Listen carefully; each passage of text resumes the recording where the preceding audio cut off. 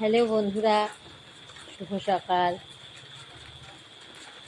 বৃষ্টিতে আকাশটা মেঘলা মেঘাচ্ছন্ন হয়ে রয়েছে, যেন সন্ধেবেলা। জানি না সারাটা দিন কেমন যাবে। তো চলো দেখি, আস্তে আস্তে ছুটি ছুটি পায়ে কাজ শুরু করা যাক। হ্যালো বন্ধুরা, তোমরা সবাই কি করছো? আমি সকালবেলা উঠে যথারীতি ঠাকুর তুলে ফুল তুলে নিয়েছি। এবার আস্তে আস্তে রান্নাঘরের দিকে যাব রান্না বান্না করতে।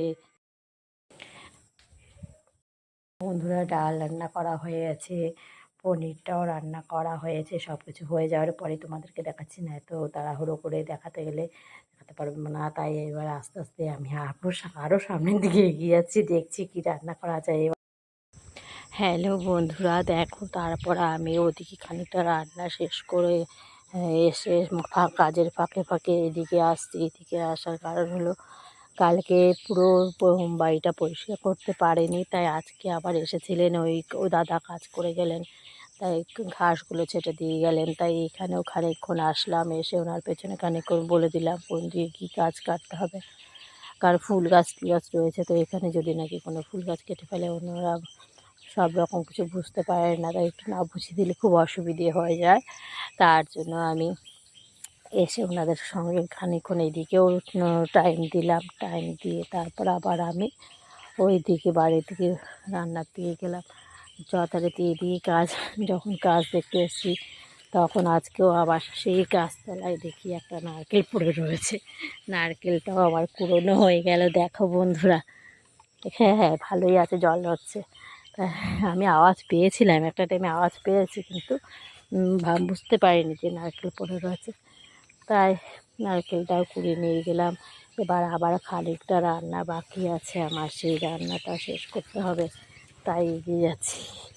আস্তে আস্তে আমি রান্নাটাও করে নেব। হ্যালো বন্ধুরা, যথারীতি ওই জঙ্গল টঙ্গল কাটা হয়ে পরিষ্কার করা দেখে এসে তার মাঝামাঝি রান্না হচ্ছে, তোমাদেরকে বললাম। তাই এখন এসে আমি এই মাংসটাও রান্না করে নিচ্ছি, কারণ আমার ছেলে ভালো মাছটা খেতেই চায় না। তাই মাছ করেছি, ওর ঠাকুমার জন্য মাছ করেছি।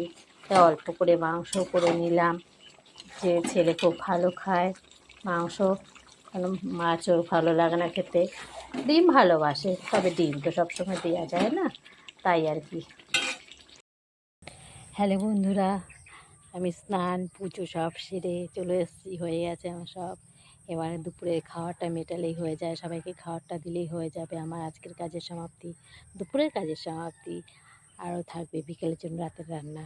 ঠিক আছে, চলো চলতে থাকো, আরও পরেরগুলো তোমাদের সঙ্গে শেয়ার করে দেখাবো আমি কী কী করলাম। এখনকার জন্য টাটা। হ্যালো বন্ধুরা, শুভ সন্ধ্যা। সন্ধ্যেবেলা সন্ধ্যে দেওয়া হলো এখন।